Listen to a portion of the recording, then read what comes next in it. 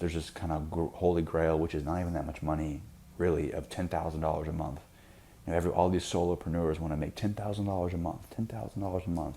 That's really only $120,000 a year, and that really, you're almost middle class in America now with $120,000. Today, I recently learned that somebody that was in my youth group of boys that I mentor a year ago, he just graduated. He passed away last night, and they believe it was a suicide. Heartbreaking to hear this. And it makes me think,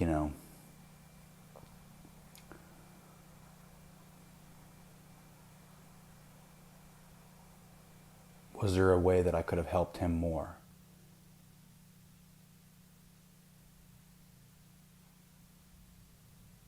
And I know it's nothing to do with me. I know the family's asking the same questions. His friends are asking the same questions. He was 18, maybe 19 now. But for a young man with your whole life ahead of you,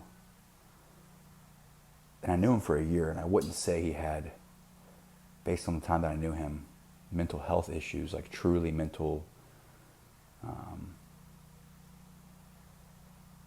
like a mental disorder, not like ADD or anxiety, and he definitely had depression. I'm saying, he wasn't schizophrenic or manic or bipolar. Just being around him for a year, and I have known people in my life who have dealt with schizophrenia and bipolar and these types of issues. So I'm familiar with what it looks like in somebody. So for somebody of his, it's fascinating to me, and it really it's saddening. And my heart's just heavy today because it makes me come back to. I get introspective, and it's like, what is the meaning of happiness? For somebody on the surface to have everything, to seem happy, but yet still take their life. And I look at my own life.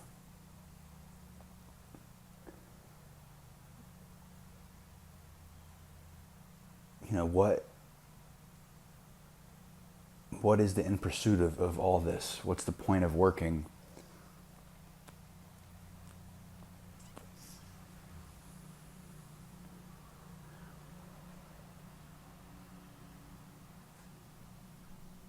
What is my goal out of life?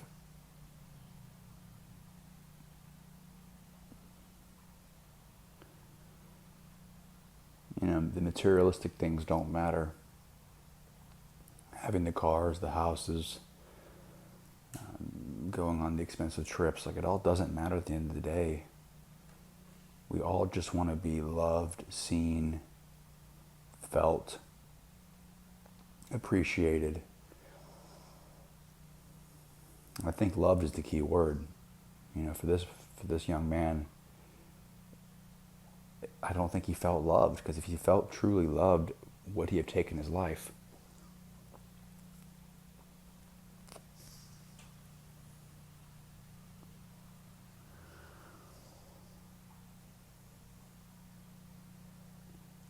For many of us who want things in life, if you think about why you want those things, is it because you want to be loved? You want to be recognized?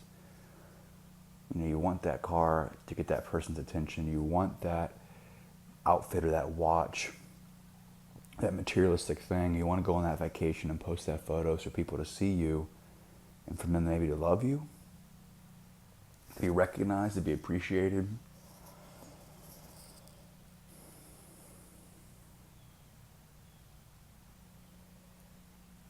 For me, for a while, if I'm being honest, why I wanted to succeed in business was to get my father's love.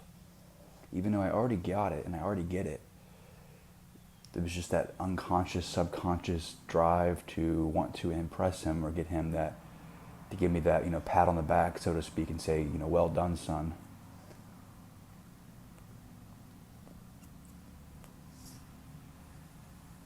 It took me years to realize that I was working and killing myself not to make money, but for his approval, ultimately.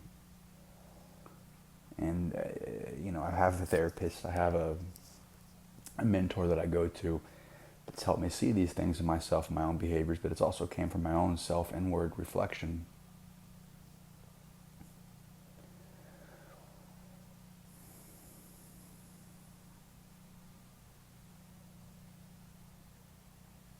I'm not saying these things are bad as well. What I've also came to is everything has happened for a reason. I'm a firm believer in that. So my past got me to this point. It made me who I am today. So I'm thankful for my past. I'm thankful for what I did in the past, my reasons and my choices in the past.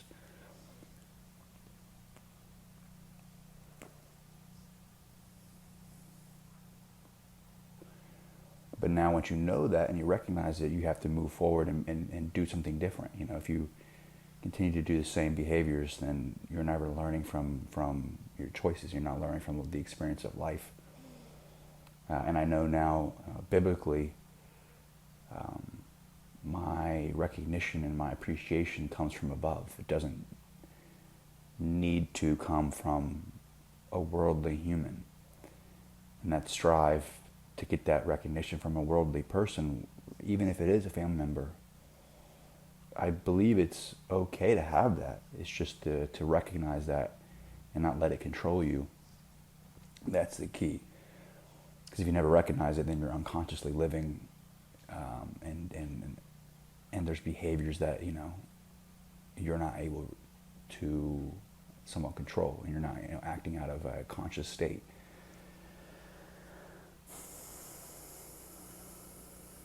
I hope this man's soul is at rest. I hope his spirit's at rest right now. It seems that he's been battling this for a while. The little that I knew him, while it was a year, I knew he was battling with depression and anxiety and this inner feeling of not being loved.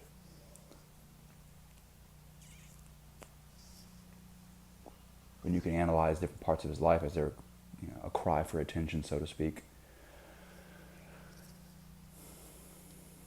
But it's almost not fair to label it that.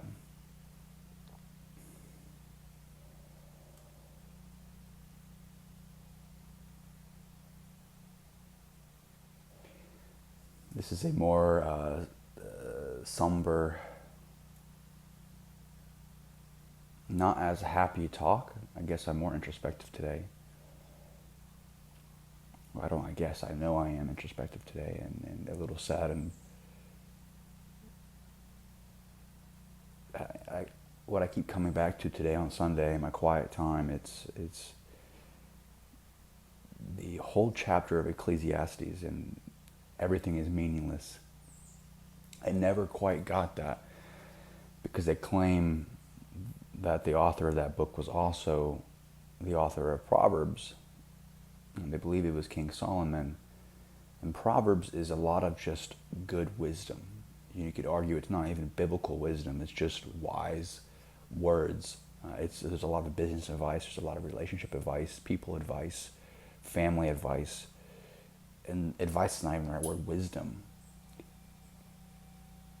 It's so for somebody to be so wise, and that you have to be a very wise man to write the book of Proverbs, and then to write the book of Ecclesiastes, and the sum of it is everything is meaningless, and life is meaningless. So yet still enjoy it, and worship the Creator.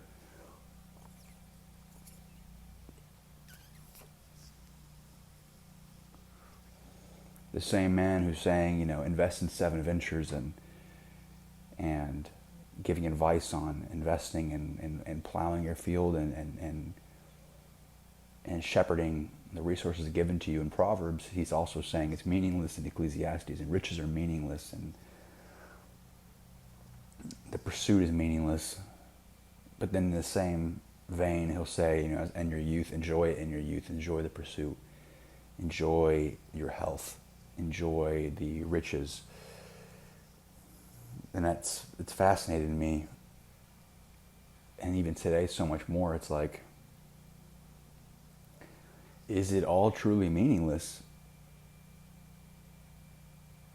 other than the golden commandment of, love your neighbor as yourself.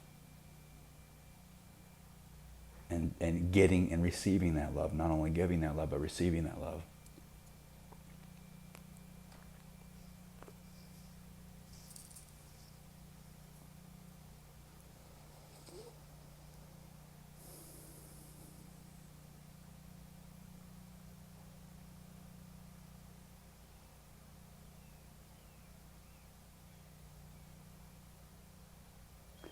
We don't want to look at our inmost desires and our unconscious desires and look at ourselves inwardly.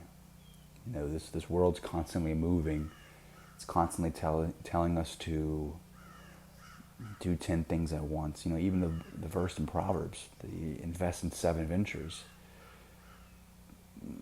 It's relevant today. It's like in the business world, the average business guru, business person's telling you to have 4 different businesses at one time, learn a skill, monetize that skill, build an audience, build your business, and then have a side business, and then help do another, and then invest in another business. And it's like you're doing all these things, and is everything really growing?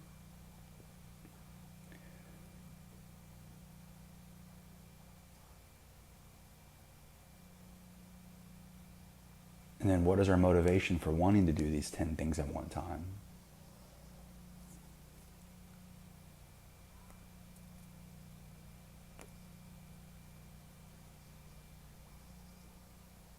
Is it validation? Is it recognition? Is it praise? Is it, money and riches?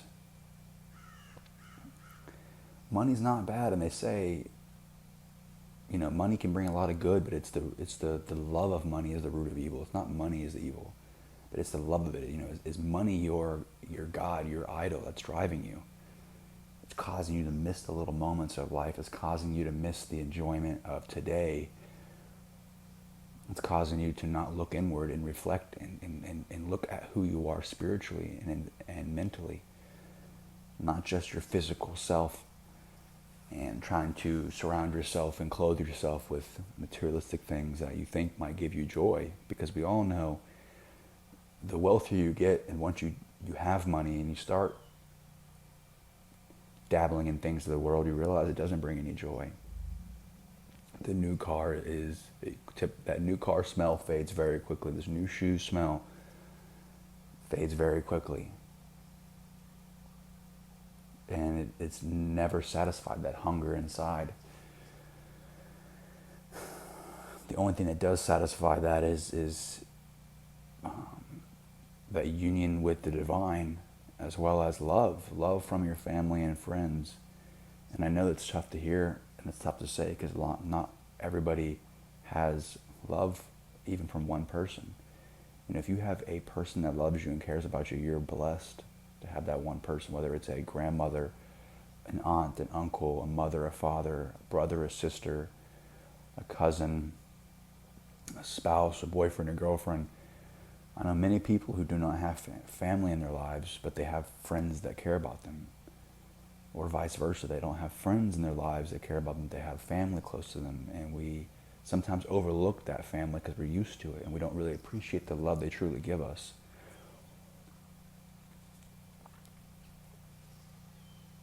This young man who took his life, maybe he wasn't feeling that love from his family, but he had friends that loved him around him that he might have taken for granted. That he might have not stopped and realized that the love that he was searching for, he actually had in the friends around him that he was taking for granted. Because I know he had friends that loved him, and the reason I found out is because they texted me and said, "We got to talk about this, and we want to let you know. And please pray for his family and myself." And it's like, wow. The impact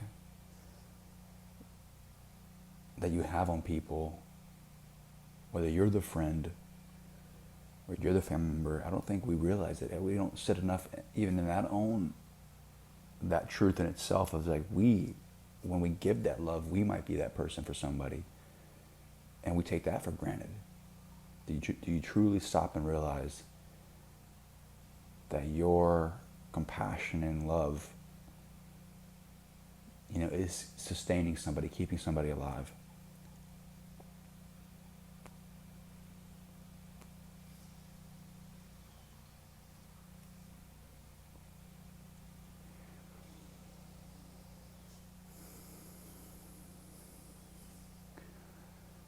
I keep coming back to myself, and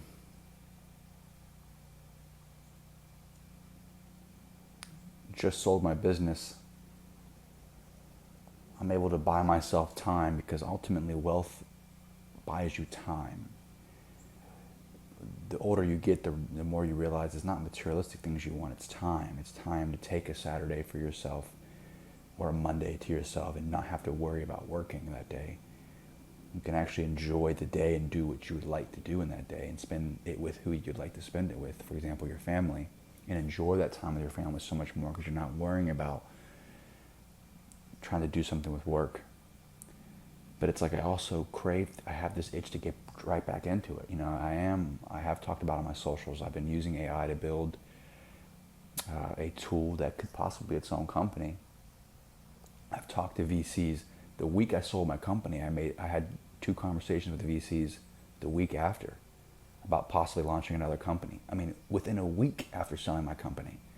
I didn't even take any sort of rest to think, and enjoy the peace and enjoy the moment and learn more about myself to truly understand what do I want. We don't learn more about ourselves and hear from God unless we take stillness, unless we take time in quiet. This is not time listening to podcasts or time listening to music. And I'm talking about just pure stillness and pure time alone with your own thoughts.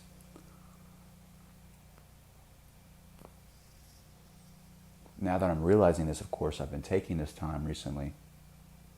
I'm taking slow mornings, slow afternoons. Right now the sun's going to be setting very soon, and I'll finishing the cigar with no music and just listening to my thoughts and listening to the inner voice and just quieting my mind and quieting myself and open to receiving, open to new ideas, open to direction in my life, open to awareness of what I have already right now. I have everything that I need right now. And again, it might sound privileged to say this. For many people, they look at their lives around them, they don't think they have everything they need. They think they're lacking in some area. But even the person that's in the slums and they're struggling, you could still have your smile on your face and realize that at this moment I have what I need. I'm still breathing. I have a place to rest my head. I have food in my belly. Unless you are truly homeless. And if you're homeless, you're probably not watching a YouTube video. Let's be honest.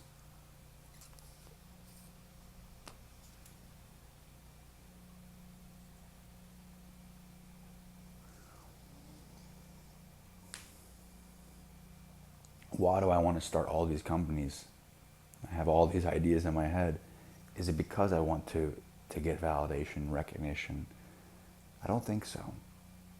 I know there's a small facet in me that still wants to even prove to myself, fix the things that went wrong in my last company. While we did have a successful exit and it was a successful company on paper, there was many things that went wrong.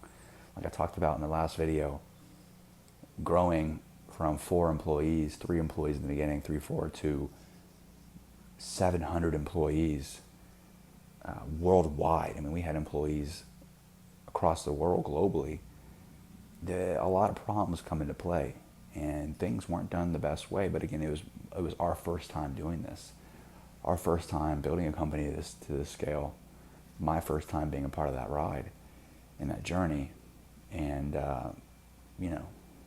not every decision was my decision. Most of them weren't. There were, other executives involved, and but even the decisions that I did make, not every one of them were right. So it's like there was a part of me that even wants to prove to myself doing it again. And I thought about this in the last week since my last video, because in the last video, I think I started the video with saying, I don't know if I ever want to attempt to build $1 billion company again. And that's that one quote out of that hour-long video has been sitting in my mind the most the last week. And kind of like I actually do want to get back into building a large company, but my motivation is different. It's almost to prove to myself and do things different than the day before. And is that wrong? Is that wrong? Is that a wrong motivation to have?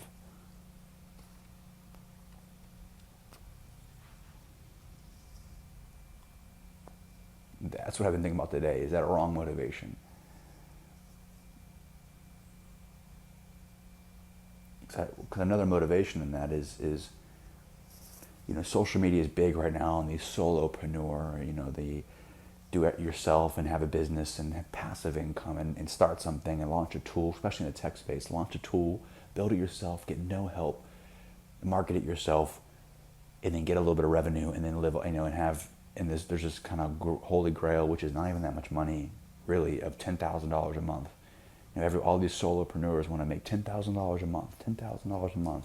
That's really only $120,000 a year, and that really, you're almost middle class in America now with $120,000 a year. That might shock some people, but you can't live in New York City. You can't live in any major city supporting anybody with $120,000 a year. You might be able to make it by yourself, but you're definitely not supporting a spouse or a girlfriend or a boyfriend. You're definitely not supporting a family on $120,000 a year. So $10,000 a month business or solopreneur or side hustle really doesn't, you're not crushing it.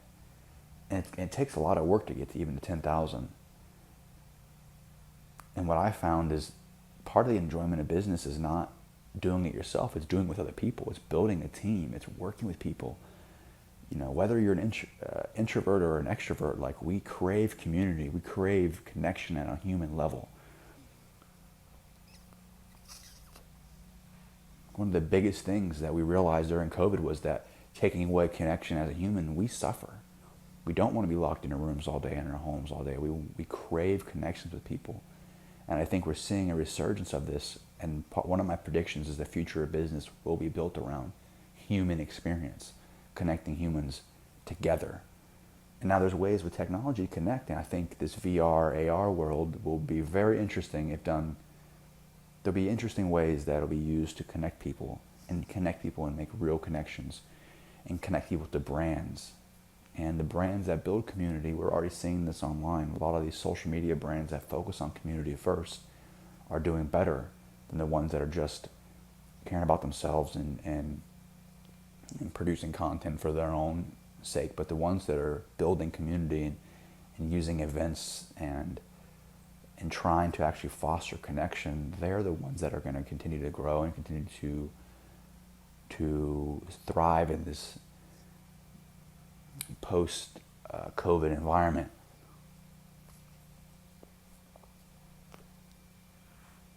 I do not like working remote. I thrive on connection. I thrive on being with people in person. And so part of me is, wants to attack a larger problem and build a business around it, just so I can be around people that are creative, that are innovative, that are thinking, that are pushing the boundaries.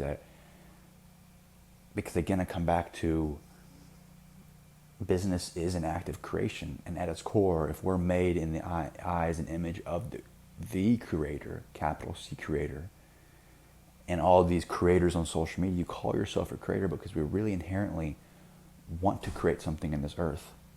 We want to create something that's inherent, I believe, in every single one of us. And part of being an entrepreneur is wanting to create something in the world and have that something grow and be, used in the world. I'm curious if you've ever asked these questions to yourself. Is there an element of creation and a need to create? Is that deep down in your subconscious that you haven't pulled it out yet?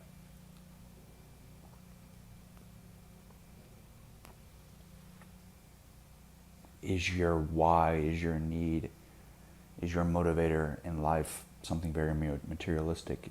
Is it a need for longing, belonging, connection, community? Is it for love? And it's okay. All these things are okay. I think it's important to do the inward reflection.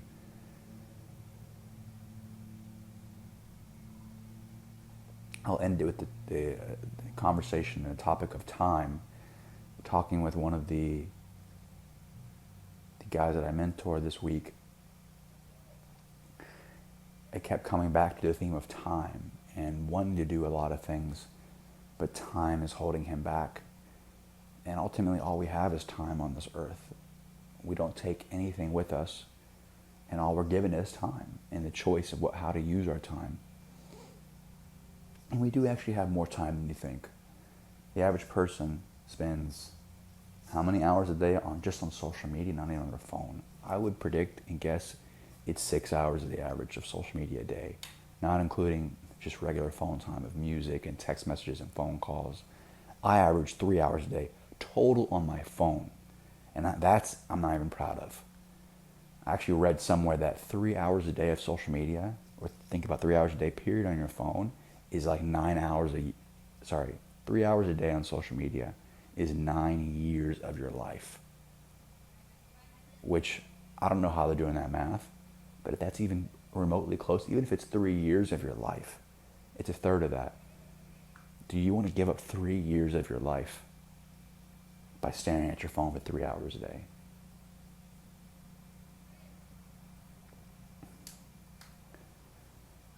So I think it's important, my point is saying this, it's important to take the time of stillness. I prefer in the morning or at night in the evening. But some sort of time, that time you take, you might think you're wasting that time, but it's a huge investment in your own self and your future family. If you take that time to analyze, your why, your motivators, what are you doing? Why are you doing? What are you wanting out of your life right now? Because like the guy who unfortunately passed away last night, it's hard when you're young because you're bombarded with people telling what to do, and you're faced with this, 18, I got to figure out my life now. I got to pick a major in college, and you don't need to know everything. At a young age, and there's plenty of adults, there's plenty of people that are in their 70s that'll tell you they haven't figured out life yet. But I think our motivations will change. I know our motivations will change, but it's good to have a pulse on where are you at right now in your life? What do you want out of your life right now? And where are you trying to seek that and get that? Because it's important to not only know what you want, but where are you trying to get that? If you're seeking love in the wrong areas, in the wrong relationships, in the wrong people, or if you're struggling with pornography as a man, it's a need and longing for love that you're going to the easy route. You're going to the wrong places to get that. If you're wanting to have successful business because you want money and you want to buy a car, well, what's going to happen when you actually get that car? What's the next? And you realize that doesn't bring you happiness. So is your business ultimately? Are you doing the wrong thing in business to get an outcome that you really shouldn't be getting anyways? Because you can make a lot of money doing the wrong things in business and screwing people and not being an honest businessman or businesswoman.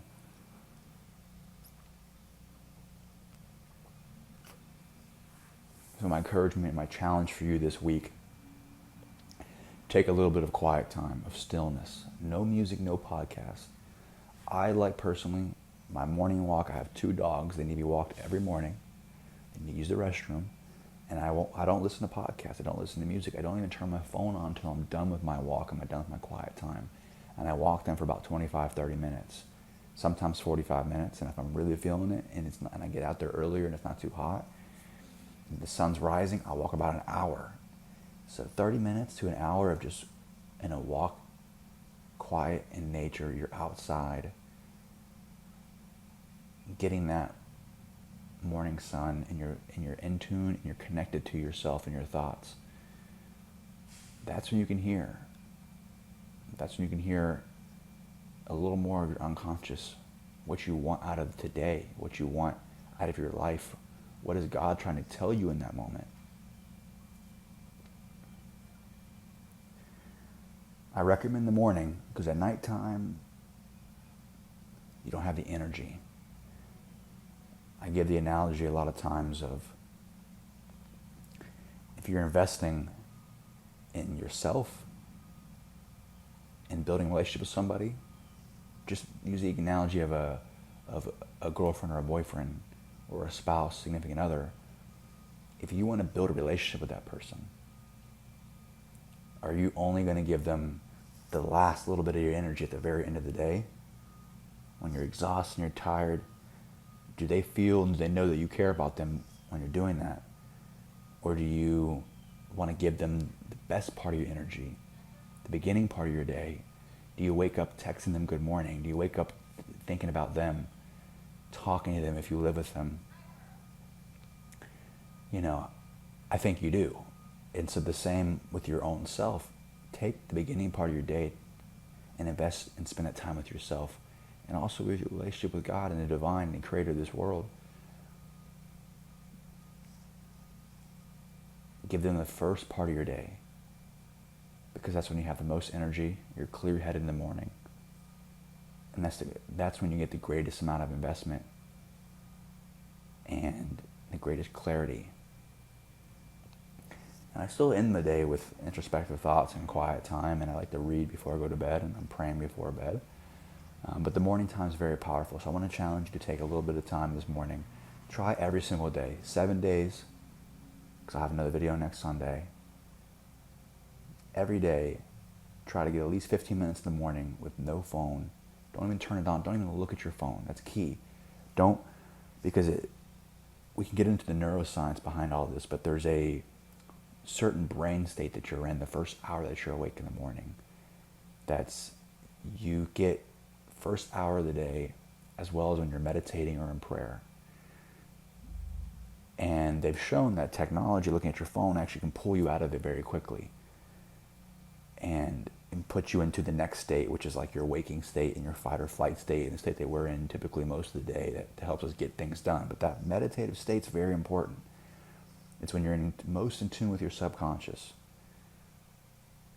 So don't even open your phone before you do this 15 minutes of quiet time. You could be sitting down, but don't read. No reading, no podcast, no phone, just 15 minutes of you, yourself, and your thoughts.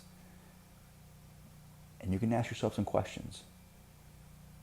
And maybe one question of, what do I want out of today?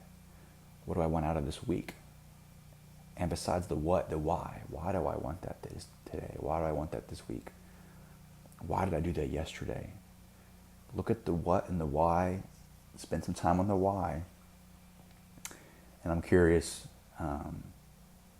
what you get out of that. But one thing I can guarantee you is your week will be a lot better. You'll be a lot clear-headed. And any sort of anxiety or confusion will be greatly diminished that week, because you'll have so much more clarity by just investing 15 minutes of your morning. And I encourage you, if you want to take it one step further, is to journal your thoughts after that 15-minute, 30-minute quiet time. And if you want to do it together, you could be journaling your thoughts as you're asking yourself these questions. What are you, how are you answering these things? Sometimes writing is a very unfiltered and raw way of getting your thoughts out. Just start writing. Ask yourself a question, start writing. And don't write what you think you want to hear. No one's going to read this. This is your own personal journal. But I'm curious how your next week's going to be. So I want to encourage you, have a great week this week. Analyze your motivations and your why. And if you'd like to chat with me, again, reach out to me. I'd love to connect. And you're not alone. There's somebody out there that loves you. And I hope you have a great rest of your day.